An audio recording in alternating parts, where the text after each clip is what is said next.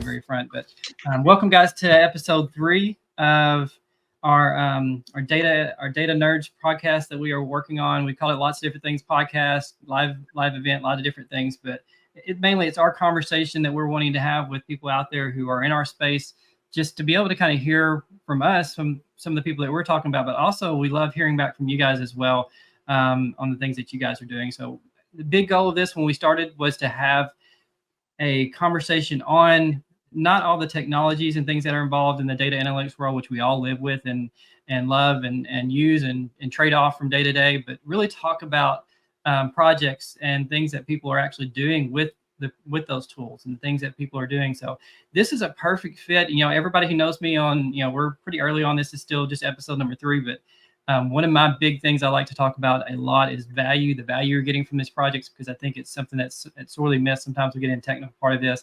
So this is, I think, a very important episode that we are having. It really digs into that at a different level and talks about that from the very beginning. How do we define outcomes? So you'll see the title that we put with this: Predicting Data Analytics Success, the Power of Outcome-Based Thinking. But truly, again, it's just, how do we think about the outcomes ahead of time to make sure that we're getting the value we want to? So, and very excited today to have Bill Johnson on. Bill and I, whether he wants to admit it or not, have worked together for far too many years and in our past lives. A lot of that with Information Builders, which was acquired by TIBCO. So it's now CSG. So we've worked together there for, I don't know how many, 15 years or so back in the day there. And both of us in our final stint there were working with the professional services team, and this was our world. How do we work with clients to be able to create value in the data analytics project? So kind of where it became a passion for both of us. And Bill joined us for a little bit at Amtex, worked for a while here, but is also working for a company he has called Seamless Integration, doing fractional, mostly in the technology area, Bill, I think, as far as doing fractional executive leadership functionality for clients. And one thing that I'm really excited about, and I think we're a little bit early for this conversation, but so we may have you on in another, 3-6 months when you guys are further down the road. But he's working with a group of guys who are developing a data integration platform. It's a lot of different terms. I know we were trying to figure out what to call it, but an AI-infused data platform that allows you to do some really cool stuff. So they're still in the formation part of that, getting things together for it, but super excited as we get to hear more about that. And hopefully we can bring you back on and get more of a dig down into that part once you guys get further down the road for that. And I'll let you introduce some of these things in a little bit more detail, but very excited. Again, big part of this bringing Bill on was from a 3-part series that he published out on LinkedIn on outcome-based thinking, and being able to, again, be able to think ahead of time of how you're going to create that value. If you guys look me up on LinkedIn, there's some links to that if you guys want to go out and read those yourself. So Bill, I'll kind of let you kind of introduce why that became important to you, where that kind of got into play for you, and what kind of was your motivation for kind of taking on that series to publish, and then a little bit more about yourself, and then we can kind of dig into some questions that we can go back and forth on. So, yep. All right, sounds good, Tim. So thanks for the invitation and the lead-in question too. So what the first question is kind of what sparked my interest here, but it was another post on LinkedIn, which you had reposted, Tim, and it was from CIO.com. And in one of the intro paragraphs, CIO referenced a Gartner survey, which said that fewer than half, it was 44% was the number, of data and analytics leaders say that their teams are effective in providing value to their organization. And so when I read this, I thought, wait, what, 44%? How can a leader or a department be effective with a 44% success rate? And kind of in my own mind, I'm thinking, can you imagine the CIO saying, hey, here's our development plan for the year. I guarantee that 44% of our projects will deliver value. All right. Yeah. No, all right. That doesn't work. And so obviously the way that you can't be successful with numbers like this. And so that's one of the reasons IT departments and outsourcers take a hit even from their own organizations. It's not that you didn't deliver, but you didn't deliver the value that they expected. And so I thought more about root causes, and that's really where I think that projects tend to fall short.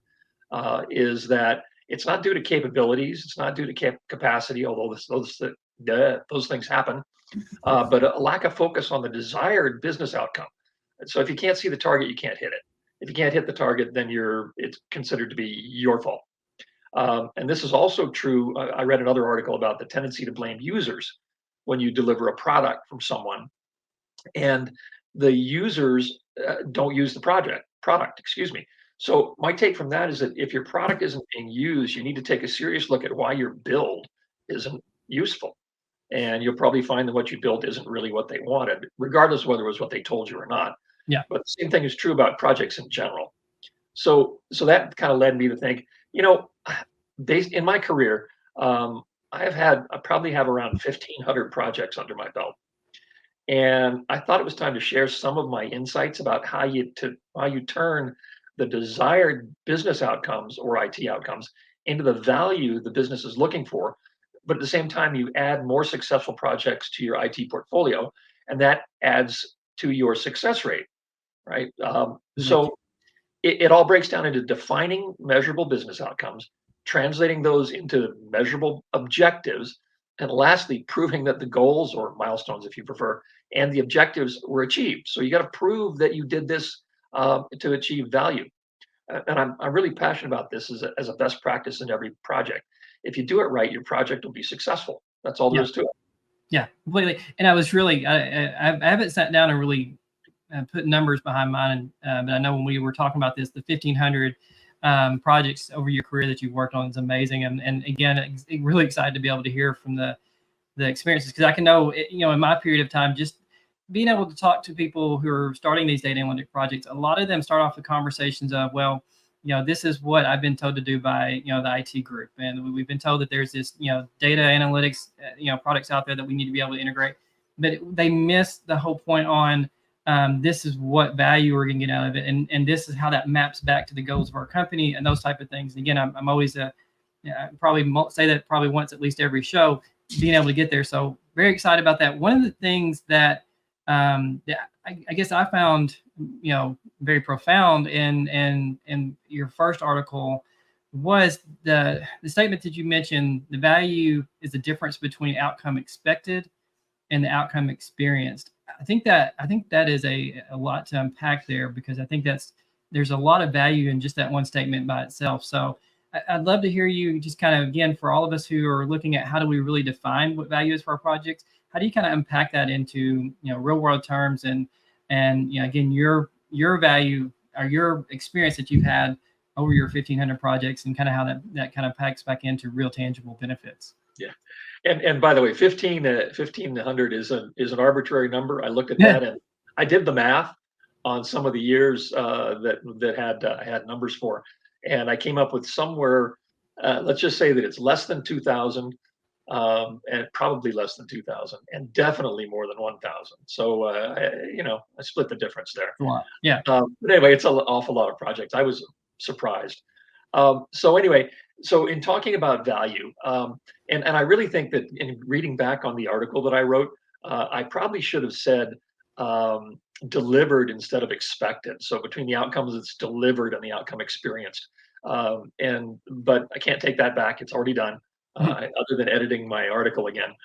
But when I was specifically thinking about managing expectations to measure the success of a project versus the downside if it's going to be, when it's a failure. So if you don't achieve the outcome, then you've fallen short. So in other words, you've spent time and money, but still haven't solved the problem. And I see this happening time after time. So your question is specifically about how businesses can measure this value. And the answer is that to get started, you have to put in the time and effort to find the value before you undertake the project. You can't just assume that this project has value, even though you don't know what it is.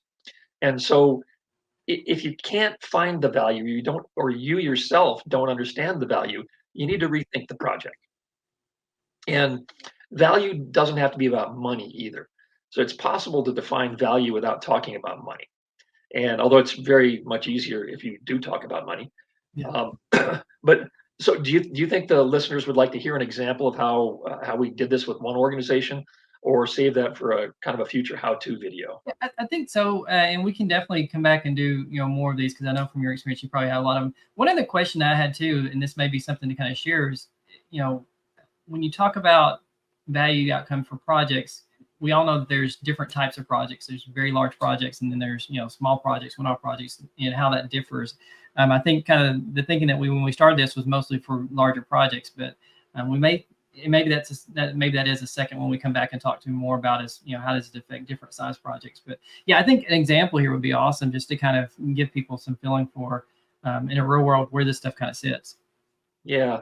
So let me see if I can make this a little brief, because we talked about it. This was a large project, and when you talk about those, there's an awful lot of complexity. But so before I start this, I'm going to talk about an EDW, and I have often thought I tend to use EDWs as examples of projects which don't always go well, and I'm not giving EDWs a hard time at all.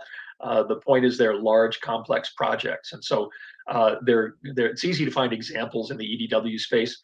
So this particular organization wanted to build an EDW, and they were starting a 3-year project to build one. They had multiple failed EDW projects over the last 10 years and did not have any proof that the project was even possible, let alone that it would deliver value. They did however, have a long list of things they thought they'd be able to do with the system if it was built and it worked. So we went through that list and prioritized it so that we had a primary goal, which was creating a single source of identity across 24 source systems. And on the surface, that does not really look like an outcome-based project because it doesn't have a defined value. Yeah. But we thought about that more and kind of redefined the project into a series of miniature projects, proving that certain things were possible. And once you unlock the possibilities there, so say, yes, I actually can uniquely identify individuals across these systems. Well, then that unlocks a whole series of additional possibilities. And so what we did for the first value is that the objective of the first sprint was then redefined to demonstrate an automated end-to-end load. It goes from source to bucket to DQ to MDM to warehouse, all the way across the spectrum. So a complete end-to-end. And it was for a few tens of thousands of test records. So the value then was improving that this is possible. So it's been something they've been working on for 10 years, and really were concerned about whether they were trying to do something that isn't possible. Yeah. So the goals, though, included typical sprint zero activities like infrastructure and so on. So it's pretty aggressive for 90 days. So the result was that we met this goal in a lot less than 90 days. And so we added in the next project objective, which was really to process a few million live records from a single data source. So still not, we proved a couple of different things here. But when that worked, the IT group was able to demonstrate that success to the extended IT and talk to the user communities because they've done something that somebody been working on for 10 years. And that led to all sorts of brainstorming sessions for more detailed value statements for this one and the potential future outcomes. And the early success led to immediate credibility for the team and for the project as a whole. They got visibility into now defining value as to, well, now that I can do this, we've unlocked the gates here and let the ideas start flowing. So succeed early, succeed often. All right, pick something that you can get done, pick an outcome, and define the value in terms that the organization understands, and you can actually hit it. So, I mean, my kind of takeaway on that is that outcomes and value statements are really powerful tools to have in your portfolio because nothing breeds success like success. Yeah. And I agree with that. And, we do a lot of these projects with clients and talk to a lot of prospects about them. We're actually right now in the process of talking to a client about it. Data warehouse, which I know in the data management world sometimes gets a bad rap these days because, there's a lot more options out there. But just because there's more options doesn't mean that the data warehouse doesn't still have its place. But there are other options that you don't have to that's not your only way to be able to pull data out of sources and be able to put it in an architecture. But I think the onus is for groups like us that, and even just project managers inside of organizations, is to kind of force the people who are working on these projects and who have asked for these things to take that step back. Because I've seen so many times when, from our side, when we're talking to someone and we get started talking about here's our data, here's the things we want from a data perspective to be able to do as far as building pipelines for that. when we kind of say, okay, that's great, but let's take one step backwards and say, can you talk to us about, some of the values and outcomes that you wanted to get from this, the values for your organization, how these things go. And even when we start doing modeling based around, some of the things that we got from working with Laura Reeves, who's been in this business for a long time, around business dimensional model. Instead of just modeling data, it's actually tying it back to business. When we start having those conversations, it seems like people open up a lot more about that. So I think some of it's on us as we're leading these projects, and as people in the organizations, project managers, and those people who are over those projects, take a step back, take a breath, because we're all so busy and we have tight deadlines, and everybody's asking us to get everything done yesterday.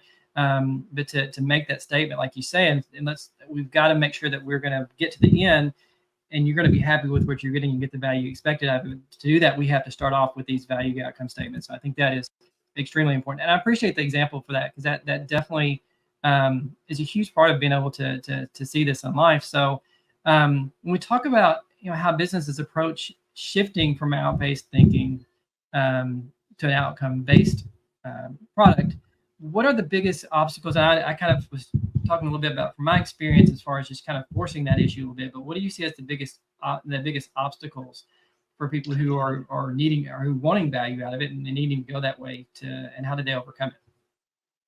Yeah, so I think there's a couple of key pieces here. So business already thinks in terms of outcomes, right? So increase sales 5% and so on. Yeah. So the challenge is in getting business involved with IT and defining projects the same way they define their own business. The CFO, excuse me, doesn't care about how many Jira tickets are retired over the past months, right? So it's up to IT to figure out how to work with the business to define the projects in terms that they can relate to. So this leads to probably the biggest obstacle in outcome-based thinking, which is you need people on your team who understand how to turn business outcomes into project objectives. And these people need to be your SME as you're defining the project. But these people rarely exist in IT. It's a business function. So your challenge is to grow this skill set within IT if you're in charge of doing projects, or incorporate this talent from the business side, which has its own challenges, right? They have their own issues, but this is what you need to do. So as far as these skills, you may want to look outside your company for staff augmentation or vendors to help you develop the value statements, define the outcomes, and turn these things into projects. So treat the outcomes component the same as any other staffing and costing exercise for a project. It should be part of your project. Don't just rely on someone to say, "Oh yeah, here I'm going to push this value to you." I had a conversation one time that with a CIO who insisted that he wanted the product to do something that it flat out didn't do. All right, and so you can't push that down onto someone who's developing if it's not possible. You need to evaluate that up front. And I'm going off track a little bit here, but there's great value in doing what he wanted to do. But the fact is, the software that existed doesn't do that. So now, what are we going to do differently? All right. So anyway, the idea though is that once you have this talent or you're growing this talent, then you can continue to grow the success into your own best practice within the organization. Learn from a vendor if you need to. But if you think you have a fairly good idea on how you're going to learn how to do this yourself, then I'll give you two pieces of advice. One, learn how to ask dumb questions. And second of all, learn how to ask why. So I asked a dumb question the other day. I was sitting in on a few minutes of a technical delivery meeting to make sure my team was meeting client expeditions. Wow, it feels like it, doesn't it? You got your ski poles and you're trekking along. Expectations is what I meant here. So after about 10 minutes of observing, I said, dumb question here, sorry, but is this the dev system? Aren't we supposed to be doing this in test? Because I was paying attention to the Zoom meeting.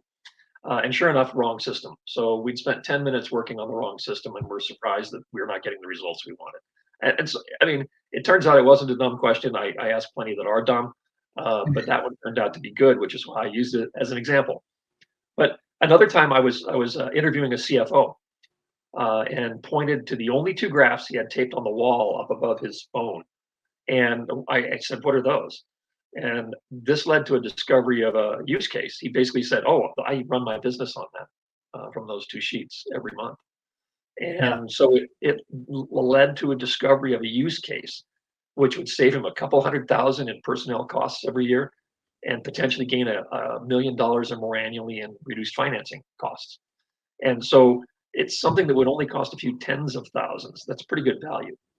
And so by asking dumb questions and asking why, those are two of the things you can put together very early on and incorporate those into your best practices.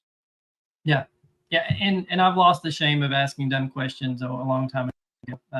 Maybe out of having a lot of experience doing that. But I agree. I mean, I always told if you're not asking the dumb question, everybody else is thinking it. So the goal here is to really uncover the things that you need to be able to find out to be able to help make those. And the other thing I will point out from what you're saying that I've seen at least, and I agree, getting the right people involved is a huge part of it.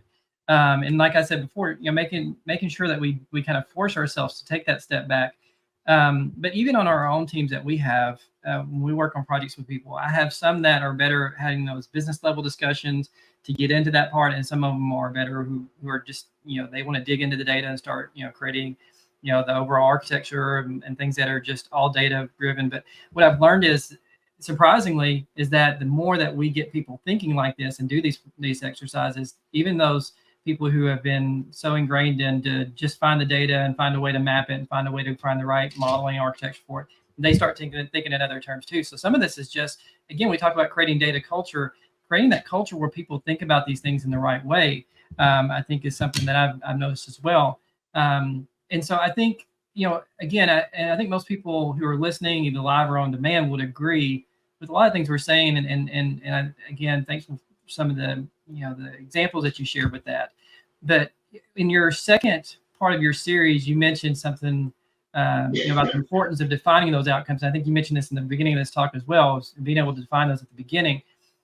How have you worked with your different clients, customers that you work with to actually go about defining those? Do you have processes that you work through at the very beginning and then manage that throughout? How do you kind of go about that process of making sure that not only theoretically are we doing that, but actually, we're actually, as part of this project, the first step we do is this. And how do we get that from the key stakeholders and have an understanding of that and manage that throughout the project? Yeah, and so defining outcomes is critical. So you kind of just make that assumption up front. Yes.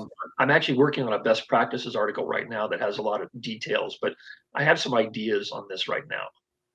And first is that you to make outcomes and value a formal part of the requirements definition phase, and you tell the client this up front, and you kind of replace. One of the things we always like to do with projects is we say, oh, we want to do an assessment, all right, to start off with, and this is the content of these assessments that everyone says, well, everyone does assessments. What makes you different? And the difference there is that you want to make it the outcomes and value formalized as part of the project. They're important. So I like to add these to a formal business requirements document or a project approach document, and you require business and IT to actually sign off on it. And so it's a collaborative document that everyone has reviewed and discussed and modified to make sure that everyone on the business as well as the project team are all fully in agreement that this is how we're going to do the project. This is what we're going to do. And this is, if we all do all this, this is what the outcome's going to be. So I also have a suggestion that the BRD, the business requirements document, should be a living document with formal revision tracking. If an objective changes, usually due to the unknown unknowns, you document the changes and the reasons, and you update the outcomes and goals if you have to, because those change too. 2 years down the road, someone's going to ask why a particular decision was made, and no one will remember.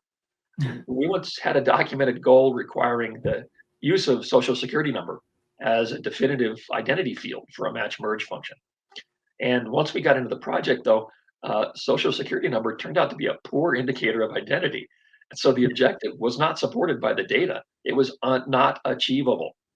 So what we had to do is the project outcome and objectives and the value didn't change, but this particular goal, which is how we were doing the project, had to be completely rewritten and caused significant scope changes. And so you use this as a way to continue to document back to business that hey, guess what? You were wrong. SSN won't work. And of course, you don't use that terminology, of course. You're much more subtle about that. but at the same time, document, document, document. And again, I think that's really how you continue to keep the team on board. You keep them working towards the group goal, and they participate in it the whole way through. Yeah, and I like that. And again, just going back to the fact that by sometimes kind of forcing that along, having best practices, which again everybody kind of hates to hear both those terms, best practices and assessments. People start getting bored or whatever. Nobody wants to hear those, but they are still very key. And how do you run these projects? How do you do these in the right way? How do you take some of the lessons that you've learned from the past projects and make sure that those are being implemented in these? And so, I think that's definitely a key part to this as well. Again, assessments, in my world have always an ugly word, and we put different terms to it. Discovery sessions, phase zero, whatever you want to call it. And it's not the assessment that may or may not create value. It's what you're doing it. And that's like you mentioned before. What are we trying to get from that? So, so very key point to that. One of the things that I noticed in part 3 of your series, you talked about outcome owners, and then we talked about key stakeholders before. But in a large organization, how do you get these outcome owners, these people, to collaborate effectively with each other? And again, we talked about BRDs and those type of things. When we start talking about formality in these, I know some people again start glazing over and want to have their iterative approach, and all this still fits into that. But how do you get those outcome owners to collaborate as part of that process? Yeah, and I think that it's a good question, because it's in a large, in many cases, it's an art. Although there are definite components that you can put into place. Excuse me a moment. So anyway, there are ways that you can make yourself or improve the chances for success. But the way you started is it's facilitated collaboration. So if organizations don't do this naturally, then your IT or services organization has to own the collaboration efforts in the beginning and set up a reporting structure to show them you're making progress via Definitely. intermediate goals, right? So the first major step is getting all these owners on the same page. And many organizations just don't do this. It's not natural. You have requirements that flow from business to IT down to the project team, and so on. And many organizations just don't do this. And that goes back to the business requirements document, because in putting that together, it's a way to push that collaboration without suggesting an assessment. Yeah. It's part of the project, right? You have to have this, whether you go through any kind of an assessment or not. You need to have your BRD. So, so a quick example though, for one client, we took all the requirements from all the outcome owners and put them all in a spreadsheet, and we enriched the data with cost and complexity factors, data sources, and more, and then had them prioritize their own needs. So every one of these 10 people prioritized their own needs. And after that, we got them all back in a room and explained some technical issues, which led them, and then we let them reprioritize based on their own skills and prerequisites, because they had to participate. And that was a surprise to some of them. I have to help. But one of the key outcomes of that exercise was the executives now understood where they stood in the total objectives and outcomes queue, right? The whole thing. I'm at the top. Oh, I'm at the bottom. And the individual, like for example, the individual who needed a dozen data sources was below the department that only needed one. And since we had an intelligent conversation with all of them, they all understood why these decisions were being made. But finally, we included every executive's goals. So we kept this entire spreadsheet with 50 or so line items, actual requirements for everyone. And then we matched them to the project objectives. And we did this in our regular executive reports, so that even if they were months away from seeing any results, they could see that, oh, I have one of my 12 data sources is now online. I have 2 now. Well, you know what? I have a report that actually only uses those 2. So they understand where they are in the queue, and it keeps the entire team engaged. And now we can change objectives where everyone is at least going in the same direction, right? Not all of them are happy about it, but they all understand where they are, and they're all marching together. Yeah. And that's one way to do this. and I think that goes into something we talked about as well. And kind of the next step in this is defining priority. I mean, how do you define priorities? How do you get the stakeholders to come together? Because if you're leading the project, I mean, obviously you want to be able to have a say as far as what it's going to take to be able to get these things done, where that fits in the priority lesson. But you also want the stakeholders themselves within the organization to kind of have that final say. So they're agreeing with these are the priorities for it. So how do you kind of go about setting those priorities, or are there things that you look at as far as value? What are the kind of attributes that you put into that? Yeah, and those are I mean, another really big question that could probably be a podcast. Yeah, it could be. Yeah. But this is kind of where the values and the outcome-based project professionals come onto the critical path. So Yeah. once you put together your desired outcomes and you've obtained them however you need to, whether through the collaborative process, PRDs, et cetera, and you assign the values and priorities, and you start moving into cost and sequencing. So I have a really strong preference for incremental success. So once you have all of this information, it should be easy to choose the simplest, cheapest goal with the greatest chance of success.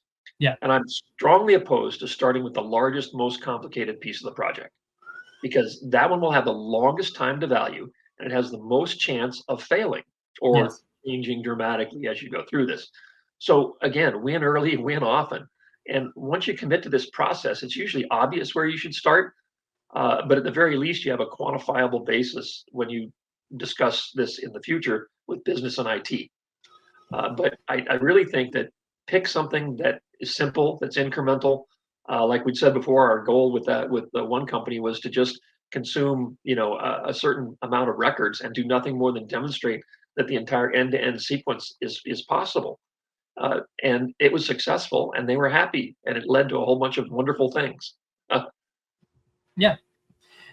Completely agree with that. And again, everybody talks about putting value to outcomes, and I think you mentioned before, value can be more than just monetary value for these things, and certainly can. But being able to establish that, from my side of things, we work with clients a lot of times at the very beginning of even selling a project, and how do we even quantify, what the value of this project is as a whole, or value of buying a piece of software. And there's ways of doing that, but when you get into individual projects and you actually get to actually executing, sometimes that stuff becomes old news. Nobody's talking about that anymore. So I think be able to kind of have a structure for how do you assign value to these things, to say I'm working on the highest value things first, because the outcomes are going to provide that, is a nice way of doing that. But again, just getting everybody to kind of agree on that sometimes can be a lot of fun. That's why getting the stakeholders to kind of help you make those decisions, I think, in my experience, has been a lot of it's been the best way to be able to do that, because now everybody's at least on the same page. Even if they don't agree with each other, they know, their job is to do this. We've identified this for them in this order, so that's the way we get these things done. Yeah. So one thing I know, I want to keep these things where they're not overly long, and we're hitting like 34 minutes. But and we had some other examples I think we wanted to talk about. Well, we can kind of come back and maybe share some of those. One thing really quick, I mean, obviously we're in an area, and we're not, I mentioned at the very beginning, we're not getting off into technology discussions, but we'd be remiss if we didn't see how some of the new things out there, I say new things that are beginning to be more mainstream now, are affecting, how we're seeing outcomes and how quickly we can get to outcomes and the value that comes with them. Do you see anything from, evolving technologies, whether it's generative AI, which again has been around for years and years and years, but now is really more just mainstream. It's not even a special feature anymore. It's just a part of it.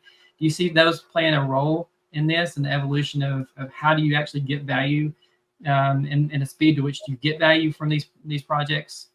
Mm-hmm. So I do think that this is actually pretty exciting for me, and not only because, well, if you think back on this, I think that I published my article probably 9 months ago, even more. It might have been even a full year. Yeah, that was last year. And it has been exciting with AI. And one of the fun things about that is that as technology changes, your vision of the potential outcomes needs to expand.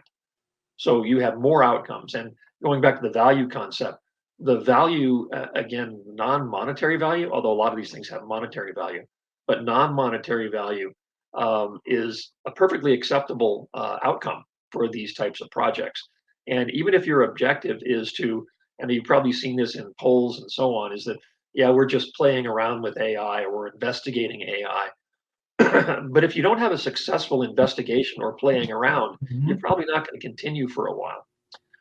Which doesn't really answer the question. But the idea is that when we work with businesses, they're going to wonder how large language models can benefit them, what they're doing, and they're going to wonder whether a cloud implementation will add value to a project. Yeah. And as an outcome manager, you need to stay on top of the technologies themselves, but also what are the use cases? How can you use those? And like the person that I mentioned earlier that actually wanted us to do something impossible, as based on that person's role, they should have known it wasn't possible. So they were not as up on technology as they thought they were. And of course, that's a very delicate conversation, but that's part of the game. That's part of Yeah. what we're going to do here. But as an but also how the technologies are used by business, and that's one thing that, by the way, that's kind of fun about my new endeavor is we're actually trying to do something different, and so which is really to combine a whole set of different technologies and augment them with AI to make a very difficult problem of getting data ready for end users, and remove most of the people from all of that. Yeah. And so that has a lot to do with understanding the technology, understanding the use case, which in this case is time and money, to build projects and build new projects, bring on new data sources. And so, but anyway, the idea here is that this concept applies whether you're an end user or a technology builder. If you merge these visions together properly, you end up with a unique solution that achieves the outcomes using the latest technologies. So I don't see outcome-based thinking changing much, if at all, on the actual process side. But the potential sets of outcomes keeps growing and growing, and that's the real exciting part because Yeah. we're now doing new things, and every new project is something that's even more exciting than the past. Of course, it's been that way for 15 years as technology changes, at least as long as we've known each other.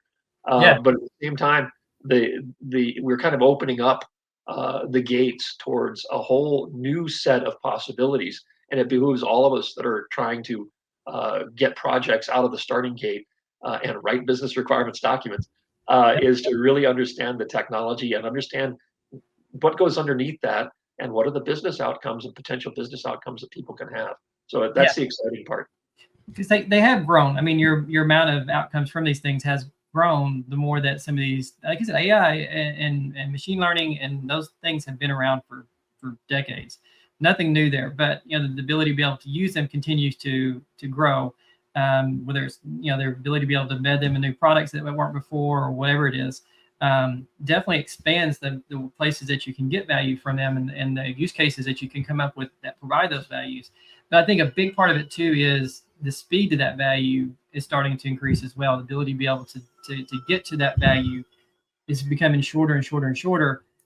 So from a choosing a product or choosing a project standpoint and prioritizing that plays a big role in how you actually start choosing the things that you're doing and how you get those things done and the priority you put those in. So a lot of things I think that are going to come, and I'm excited to hear when you were talking about that. I was thinking the same thing about the new product you guys are doing. Very excited to hear about that here in the future, because I know that is going to be a lot of for a lot of people a way to shortcut a lot of the things that people could do already, but they were taking them a lot of time to be able to go through and do things from an AI that AI can do very quickly. So excited to hear more about that in the future. And again, I know we could sit here and talk for hours, and I think we have before, but we won't do that today for this. We'll split this up and have some multiple conversations. But I appreciate you jumping on me. I think again, this is a very important conversation.